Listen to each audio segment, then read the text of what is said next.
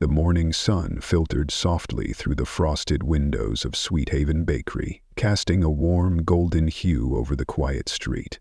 Across the road, a man stood still, eyes locked on the storefront that had, for 3 generations, been the beating heart and soul of his family. Jacob Reynolds, now 52, had once been the epitome of a successful businessman. Immaculate suits, firm stride, and eyes trained to catch even the slightest deviation in profit margins. But today, there was no trace of that image. His salt-and-pepper hair hid beneath a worn-out baseball cap, and his once polished appearance was replaced by a faded gray sweater and jeans that had seen better days. To any passerby, he was just another local. And that was exactly the point. "It's time," he murmured, adjusting his fake glasses.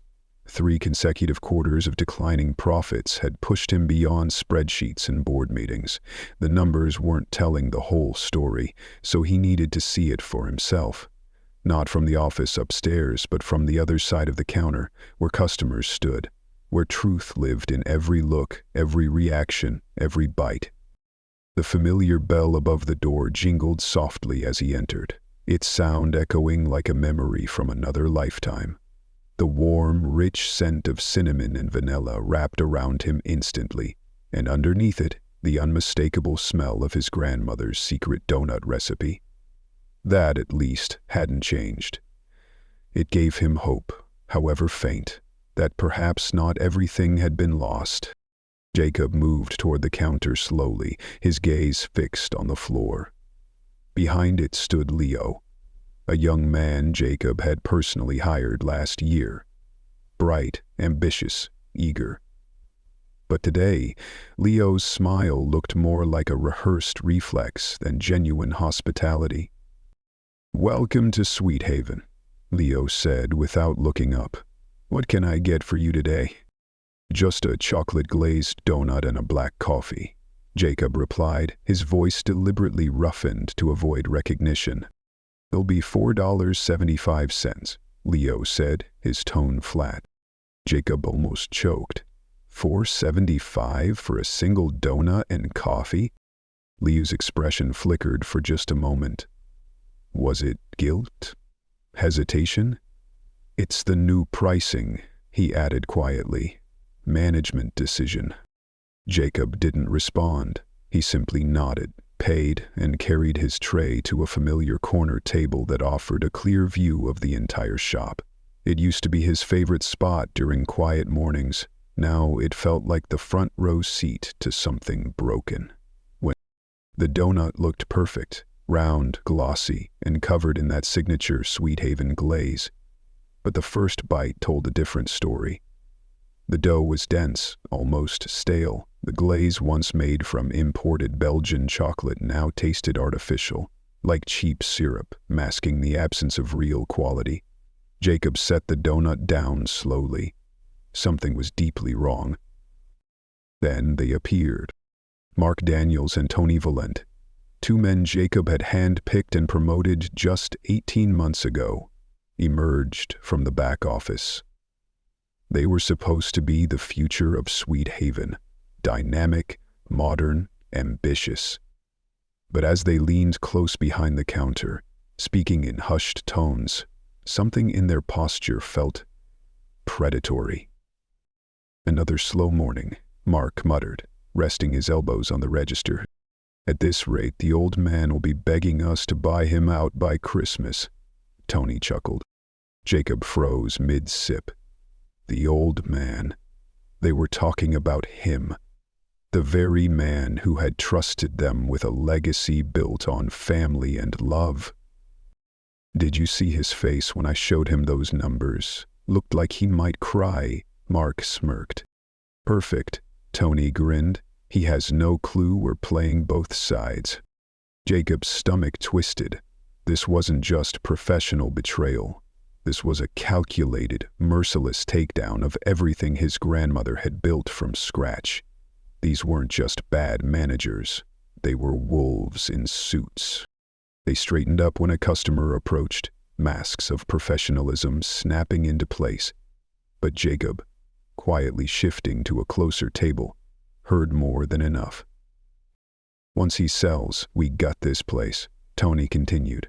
Rebrand as Urban Bake, sleek, minimalist, triple the margins within a year. No more of this grandma recipe nonsense, Mark sneered. Best part? He'll practically give it to us once he thinks the business is dying. He thinks it's the economy or customer trends, Tony said, raising his empty cup in mock toast. To new ownership by New Year's.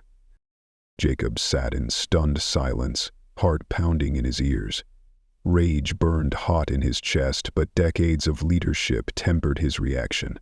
If he confronted them now, they'd deny everything. No, he needed evidence. He needed a case. Just then, the bell rang again. A figure stepped in, one Jacob would recognize in any crowd. Mrs. Gonzalez. She had been coming to Sweet Haven every Tuesday for over 20 years. She'd brought her grandchildren here, prayed at his grandmother's funeral, and cheered at the ribbon cutting of the second location. She wasn't just a customer, she was family. Tony didn't even fake a smile. The usual, Mrs. G. Yes, dear, she replied sweetly, completely unaware that the muffin she was about to buy was made with cut-rate ingredients in a bakery being slowly destroyed from the inside. Jacob clenched his fists under the table. His eyes no longer held sadness. They held fire. This wasn't about profit anymore. This was about legacy. A blueberry muffin and a small tea, Mrs. Gonzalez said, her voice warm, her smile gentle. Will be $6.50, Tony said, still avoiding eye contact. Her smile faltered. $6.50, but last week it was. Tony cut her off sharply. New prices, costs are up everywhere. Jacob watched as she pulled coins from her purse, counting carefully, each cent a weight on his heart. This woman had given so much to Sweet Haven, and now she was being treated like an inconvenience, by a man planning to rip the bakery apart, piece by piece. And in that moment something shifted in Jacob. The kind man who had trusted too easily gave way to someone else, someone with fire in his veins and justice in his eyes. Someone ready to fight. New pricing, Tony cut her off sharply, his voice cold and unapologetic. Costs are going up everywhere. You know how it is. From his seat in the corner, Jacob watched silently, his chest tightening like someone had dropped a lead weight onto it. He saw Mrs. Gonzalez fumble through her purse, counting out coins one by one like a child scraping together lunch money. This woman had once hugged him tightly at his grandmother's funeral, had cried with joy at the grand opening of the bakery's expansion. Now, she was being treated like an inconvenience by men who were actively dismantling everything his family had built with decades of sacrifice and love. Behind the counter, Maggie, the head baker and longtime fixture of the kitchen, emerged briefly. She had worked alongside Jacob's grandmother for years, their partnership more like mother and daughter than employee and employee. Her usually warm and cheerful face looked pale and worn. Her eyes, heavy with fatigue, barely concealed her contempt as she glanced toward Mark and Tony. Without a word, she disappeared back into the kitchen. Jacob remained seated, taking it all in. The regulars who once gave Sweet Haven its soul were slowly disappearing, replaced by out-of-towners, tourists, and one-time passers-by. These newcomers came, bought, and left without connection, leaving behind only slight frowns and murmurs of disappointment. Sweet Haven, once a second home to generations, now felt like a cold layover, a place where the heart had gone missing. As Jacob reached for his coat to leave, one final conversation near the counter made his blood run cold. I've got a buddy at Crestview Investments reviewing the books next week, Tony whispered. As soon as he confirms how bad things look, Mark added, we'll make our offer. Reynolds won't have any choice. Hell doesn't know the company's a shell, Tony said with a smug smile. Once the deal's signed, it's game over. Mark lifted his empty coffee cup in a mock toast. To Sweet Haven's last Christmas. And Urban Bakes first. Tony smirked, clinking his cup against Mark's. Their grins were more than smug. They were calculated, cold, the kind of callousness Jacob had once mistaken for ambition. Jacob walked out of the bakery slowly, every step heavy with betrayal. The wind bit at his face, but the cold didn't compare to the ache settling in his chest. Sweet Haven, born from his grandmother's kitchen table, nurtured into a thriving local staple, was being sabotaged from the inside by men he had trusted. But just as the chill pierced his skin, a new fire lit within him. It wasn't despair. It was determination. Before taking over the bakery, Jacob had spent years as a corporate attorney specializing in financial fraud. What Tony and Mark considered clever manipulation was, to him, a textbook case of internal sabotage. They thought he was a sentimental old man. They were about to discover how wrong they were. That night, long after the city went to sleep, Jacob's office was lit up like a war room. Dozens of spreadsheets covered his desk. Profit and loss statements, inventory orders, vendor invoices, everything he'd signed off on.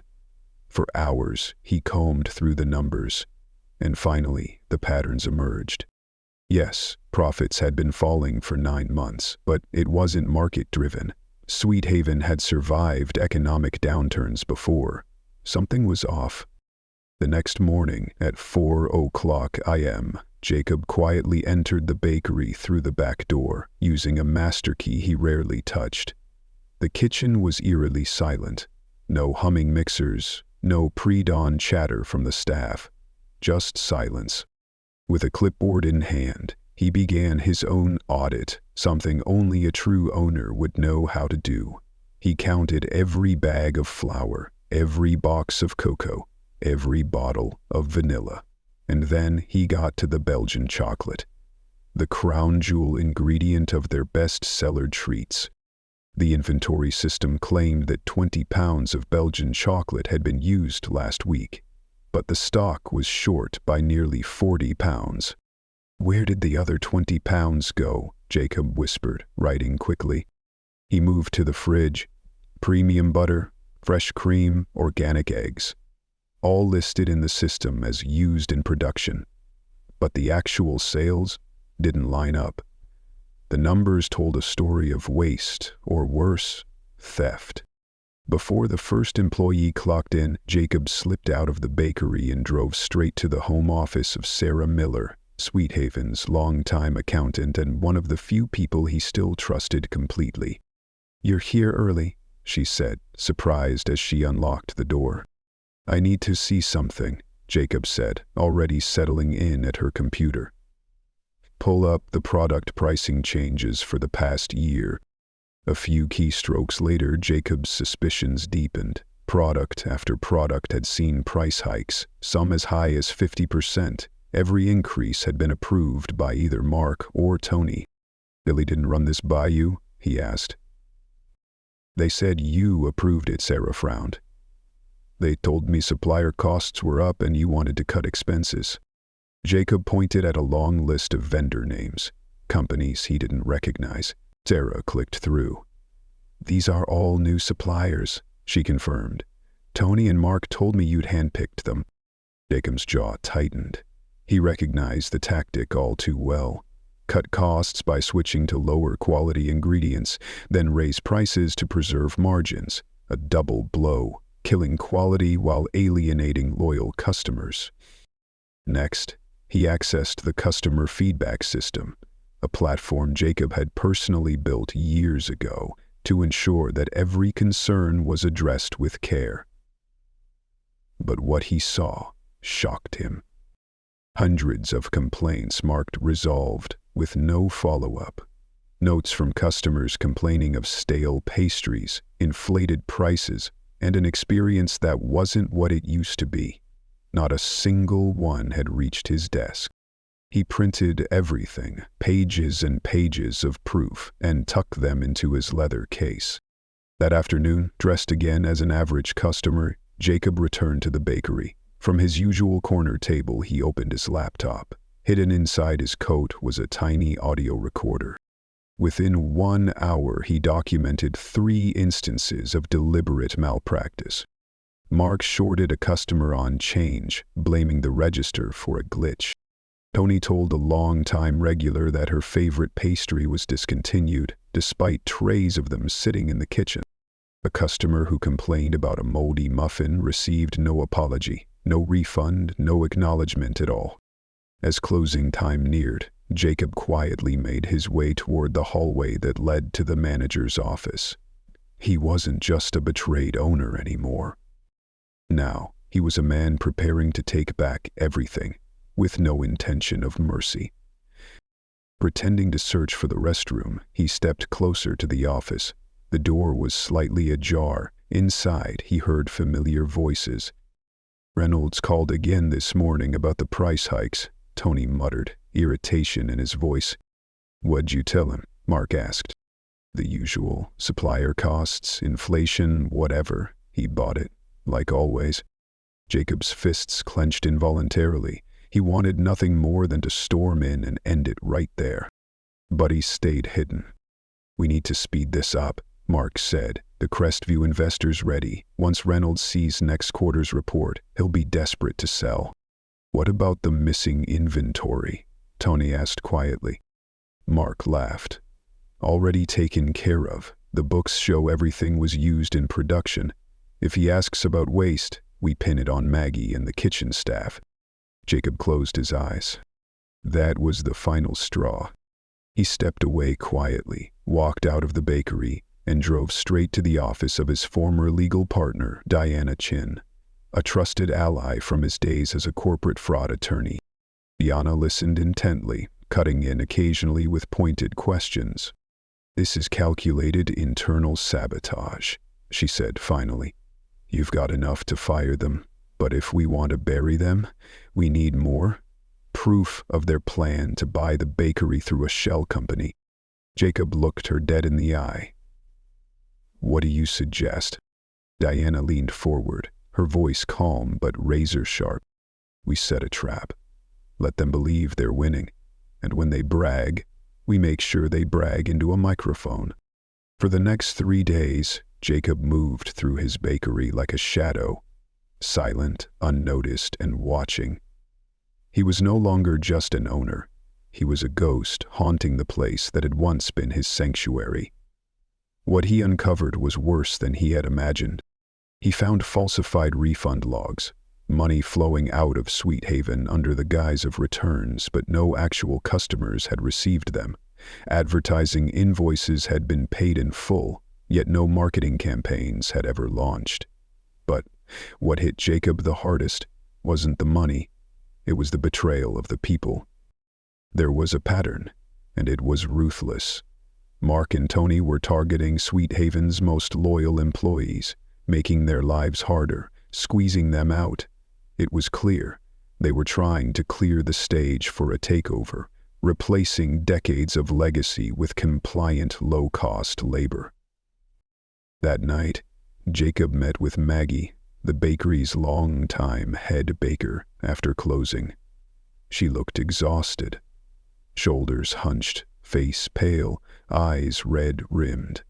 As soon as she sat down, the weight of months collapsed into a sob. "I knew something was wrong the moment they changed your grandmother's recipes," she choked out. "They said you approved it, to cut costs, but I knew you wouldn't.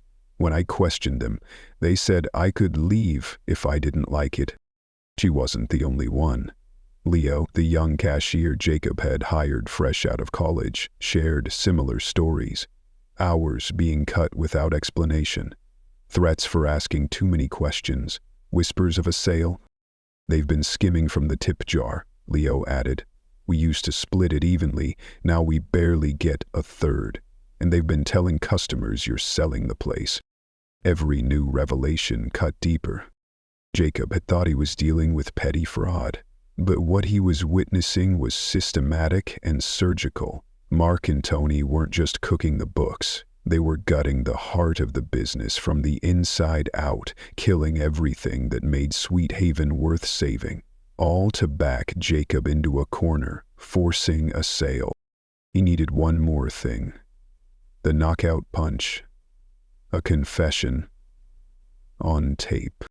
The next morning, Jacob arranged a meeting at a small coffee shop 3 blocks from the bakery. Close enough for convenience, but far enough to avoid suspicion. He arrived early, notebook in hand. Maggie arrived first, bundled in a fraying knit hat. She looked around nervously before taking a seat. This woman, once the quiet general of a bustling kitchen, looked like a ghost of her former self. "Thank you for coming," Jacob said, pulling out her chair. "I've wanted to talk for months," she whispered, her hands wringing the hat. "But they monitor everything, breaks, phone calls, even who we talk to during shifts." Leo joined moments later, face drawn. The usually spirited young man seemed older somehow, hardened.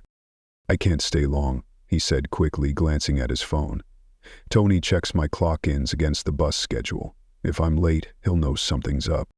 Jacob felt a pang of guilt. "I had no idea things had gotten this bad." For over an hour, they told him everything. Maggie spoke of the silent destruction, the butter replaced with margarine, the vanilla beans swapped for artificial flavoring, Belgian chocolate, once the bakery's signature, gone in favor of cheap commercial syrup. All stamped with Jacob's name as the approving authority. "But I've known you since you were a kid," she said softly, "standing beside your grandmother, learning how to knead dough. You'd never have allowed this." Leo shared how hours had been cut without warning, how employees were walking on eggshells. "Remember Mrs. Donnelly?" he asked.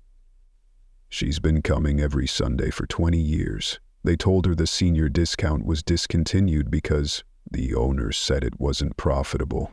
She left in tears, never came back." Maggie reached across the table and held Jacob's hand. Her voice trembled. "Sweet Haven isn't just a bakery, it's a family. Your grandmother knew that. You know that. But they're tearing that apart." Jacob said nothing. The grief in his chest was matched only by fury. This wasn't just about stale pastries or a shrinking bottom line. This was about dignity, about community, about home. Leo lowered his voice. "They're pocketing tips. We see the jar fill up, but the numbers don't match what we get. Customers think it's still split evenly." "How many staff know what's going on?" Jacob asked. "Most of us suspect," Maggie replied. "But jobs aren't easy to come by, and Mark keeps reminding us how generous he's being by not cutting more hours." "Some of the newer folks," Leo added. "They think you don't care anymore, that you're just some rich owner watching from a distance." That hit Jacob like a punch to the gut. He used to know every employee by name. Now they thought he was a faceless tyrant. "There's something else," Maggie said, hesitating. "They've been showing potential investors around the bakery, after hours. I saw Tony giving someone access to the office," Leo confirmed. "He was showing them financials. I heard them laughing. Said you'd be desperate enough to sell soon." Jacob sat back. What he felt now wasn't betrayal. It was war. "Why didn't anyone reach out to me?" he asked gently. "They said you were in financial trouble," Maggie said. "Said if we bothered you with complaints, you'd have no choice but to close." "They built a wall," Leo said. "I tried calling once. Next day they cut my hours in half." Jacob nodded slowly. He saw it clearly now. They'd turned his employees against him, blocked communication and controlled the narrative. A slow-motion takeover executed with precision. "Thank you both," he said finally, voice low but resolute. "For your courage. This ends now." As Maggie and Leo left, Jacob sat with his notes, mind racing. This wasn't about donuts anymore. It was about preserving a legacy. Sweet Haven wasn't dying. It was being murdered. And he was going to stop it. "This some confession," Jacob said into a secure phone line later that night, speaking to attorney Diana Chin. "I need them to say it, out loud. They've been too careful with the paperwork." "This plan is risky," Diana warned. "But if it works—" "It has to work," Jacob interrupted. "They're not just stealing my business, they're desecrating my grandmother's legacy." By 5:00 a.m. Monday morning, Jacob slipped through the back entrance of Sweet Haven with a man who had once been a client from his legal days, now a top-tier security specialist. Together they installed discreet cameras, one in the manager's office, another behind the counter, and a third in the main seating area. Each was expertly hidden, invisible to the casual eye, but capable of recording high-quality video and audio. "These are top of the line," the specialist assured him. "Motion activated. Transmit to your private server. Military-grade encryption." Jacob checked his watch. "How soon can I see the feed?" "Within the hour," the man replied, packing up. Then came the final piece. Jacob called Richard Harmon, a trusted business contact who had once expressed interest in buying Sweet Haven. "I need you to pose as a buyer again," Jacob said. "They need to believe you're legit." "Tell me where and when," Richard replied, no hesitation. By noon it was in motion. Jacob sat at home, laptop open, watching the feed.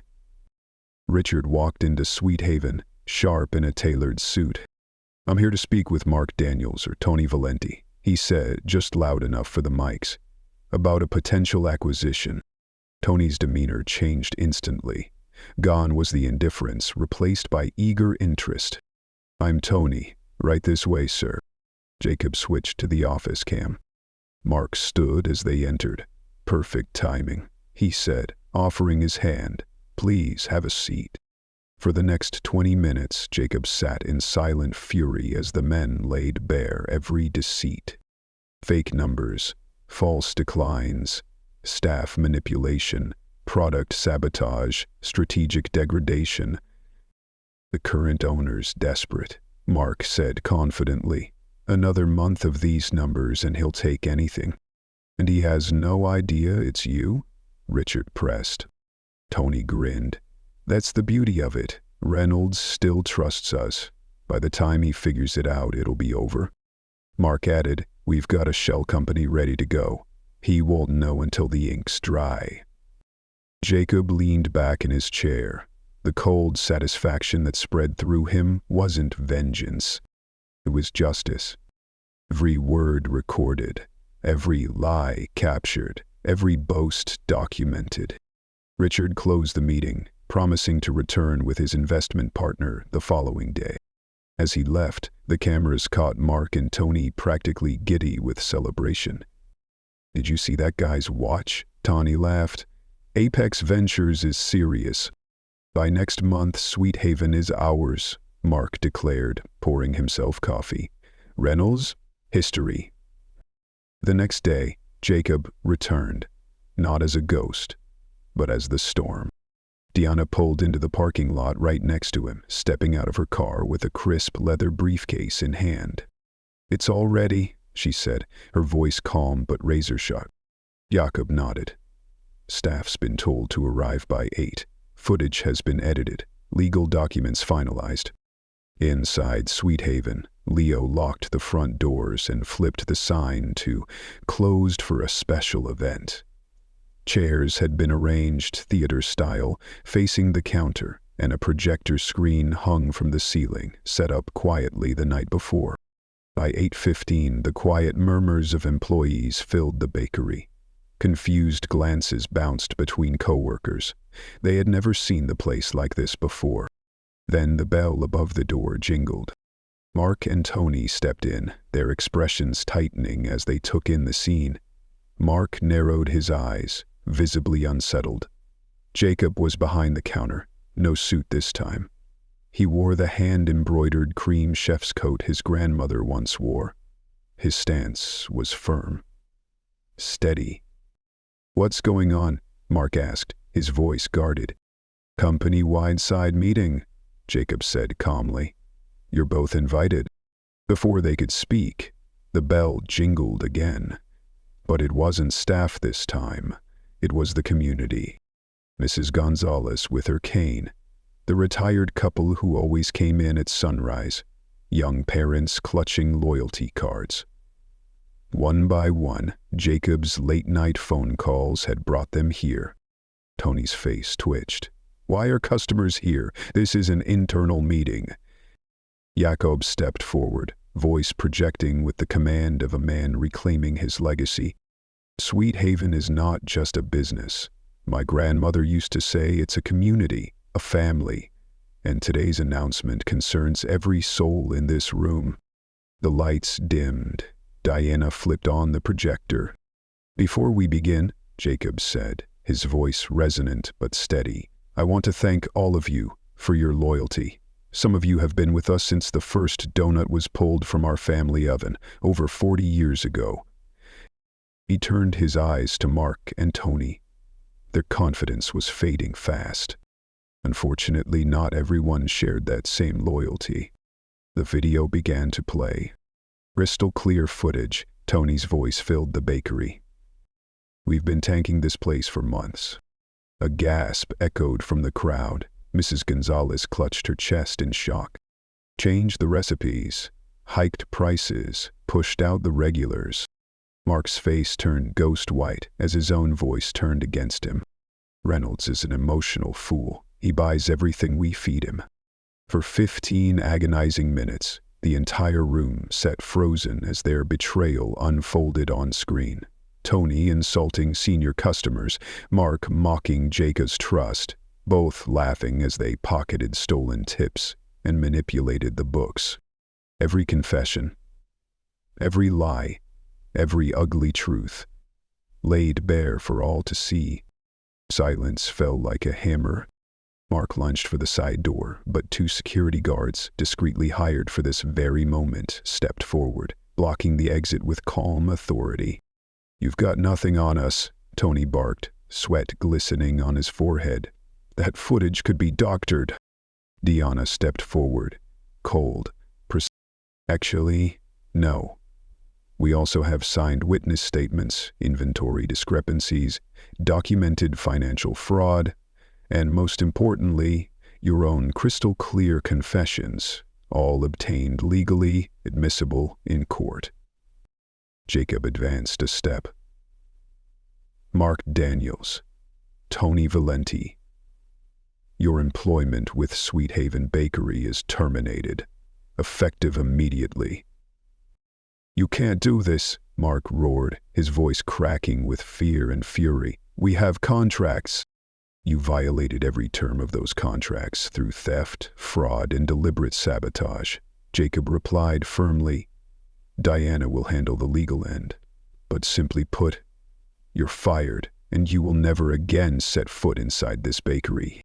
The guard stepped forward and escorted them past the stunned crowd. As they moved through the sea of employees and loyal patrons, those they had bullied and lied to, their disgrace was complete. Every stare was a silent judgment, every look a dagger to their pride. "We built this place," Tony shouted desperately. "Without us, you're nothing." Jacob didn't flinch. "Sweet Haven thrived for 30 years before you ever set foot in it, and it will thrive for 30 more. Without you." The front door closed behind them. Then an eruption.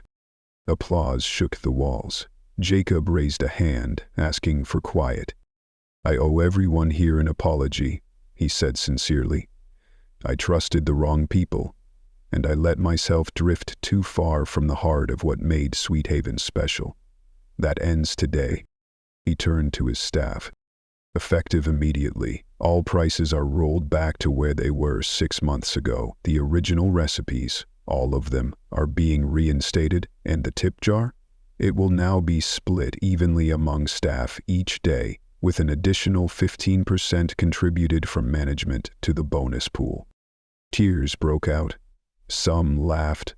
Others cried. A few hugged each other in disbelief. "Maggie," Jacob called. She stepped forward, stunned. For 15 years, you've been the rock of this kitchen, Jacob said, loud enough for everyone to hear. You protected my grandmother's legacy when I failed to. Effective immediately, you're our new head manager, with full authority and appropriate compensation. Maggie covered her mouth, tears streaking down her face as the bakery burst into applause. And Leo, Jacob continued, motioning the young cashier forward. Your loyalty deserves recognition. You're being promoted to assistant manager, and as promised, your full scholarship to pursue your business degree is waiting for you. Leo shook his hand, speechless. Applause thundered again. In that moment, Sweet Haven wasn't just a bakery. It was alive again. Through the front window, Jacob saw two familiar figures standing across the street. Mark and Tony, watching, silent, forgotten. Their plan had failed, and they now stood on the outside of everything they had tried to steal. 3 months later, Sweet Haven was more than restored. It was reborn. Lines stretched out the door each morning. The scent of cinnamon, butter, and fresh-baked donuts filled the street, just like the old days. Jacob, sleeves rolled up, stood behind the counter handing a pastry box to a customer. Your grandmother would be proud, Mrs. Gonzalez said softly, accepting her perfectly sized, reasonably priced blueberry muffin. Jacob smiled. Sweet Haven is home again. Behind him, Maggie commanded the kitchen like a maestro, her leadership glowing with new confidence.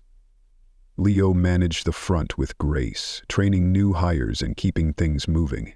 His management courses, funded by Jacob, were already paying off. That afternoon, Deanna stopped by, handing Jacob a folder. Just got the latest quarter's numbers. You may want to sit down. Jacob flipped it open and froze. These are real? Triple-checked, Diana grinned. Revenue up 40%, customer traffic up 35%, loyalty program enrollment has doubled. It wasn't a coincidence. Sweet Haven had gone back to its roots, real ingredients, real relationships, fair pricing, and honest service. The revival wasn't just operational, it was spiritual. Community bake nights, charity drives, birthday cakes delivered to local schools. Sweet Haven had become more than a business again. It had become a heartbeat. Media outlets called it the Sweet Haven Revival. Food blogs, tourism guides, everyone was talking. Jacob, Leo called from the register. They're back. Through the window, Mark and Tony stood across the street again, watching. Ghosts. After their termination, they'd tried to open a rival shop, Urban Bake, 4 blocks away, but people remembered. The protest on opening day outnumbered their customers. 6 weeks later, Urban Bake was closed for good. Bankruptcy followed, reputation ruined, lawsuits pending. Jacob sued, and won. They'd be repaying damages for years. Want me to tell them to leave? Leo asked. Jacob shook his head. Let them watch. There's no punishment more bitter than seeing everything you lost flourish without you. As if on cue, the two men turned and walked away. That evening, Sweet Haven launched its newest concept, the Community Collection, a donut series created by and named after its customers. First batch is ready, Maggie called, carrying out a tray of golden donuts. This one's called Gonzalez, Blueberry Bliss, named after our most loyal customer. Mrs. Gonzalez blushed as she took the first bite. Other guests crowded in, eager to try flavors tied to neighborhood parks, school teachers, and bus drivers. By day's end, the shelves were empty. In the staff meeting that followed, now a new tradition, Jacob held up a yellowed piece of paper. This, he said, was my grandmother's original business plan, written by hand nearly 40 years ago. He read aloud. A bakery is not just a place to sell pastries. It's a place where community gathers, where milestones are celebrated, where tradition and innovation meet. Sweet Haven will never measure success by profits alone. but by the smiles it creates and the people it brings together. Jacob looked around the room. Every face had a story.